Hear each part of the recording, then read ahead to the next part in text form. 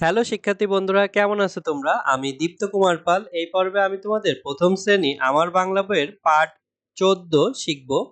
দেখো এখানেও আছে বর্ণ শিখি এ ওই।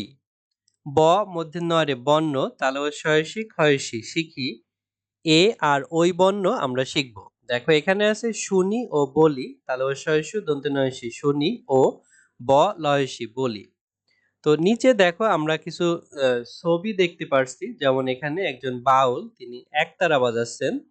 তো এখানে আছে একতারা বাজে ওই, মানে ওইখানে একতারা বাজছে।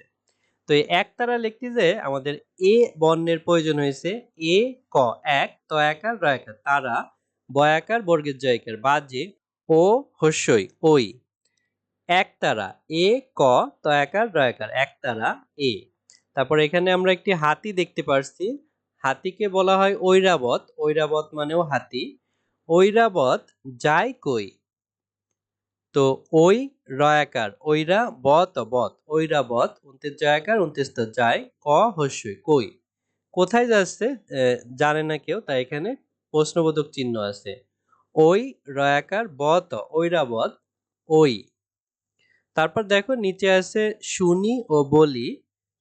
বাউলেরা একতারা বাজায়। ঐরাবত মানে হাতি। তাহলে উপরের ছবিতে ইনি হচ্ছে বাউল।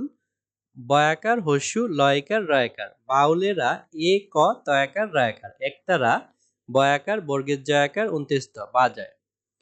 ওই রয়াকার বত ঐরাবত ময়াকার দন্তের নয়কার মানে হয়াকার তয়সী হাতি।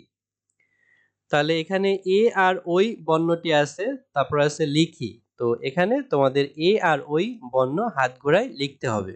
দেখো এ লেখার জন্য এভাবে একটু গোল করে এভাবে আমরা শুরু করতে পারি। এখানে এসে আবার এভাবে করে লিখতে হবে এ। তারপরে ওই লেখার জন্য আমাদের এর মতো আগে এভাবে লিখতে হবে। লেখা হয়ে গেলে এই পাশে এভাবে একটি উড়নি দিয়ে দিতে হবে ওই। তো এভাবে নিচের ঘরগুলোতেও তোমরা প্র্যাকটিস করবে এবং তোমাদের খাতায় বেশি বেশি করে প্র্যাকটিস করবে। আশা করি ভিডিওটি তোমাদের ভালো লেগেছে। এর পরের ভিডিওতে আমরা পরবর্তী পাঠ আলোচনা করব। ধন্যবাদ তোমাদের।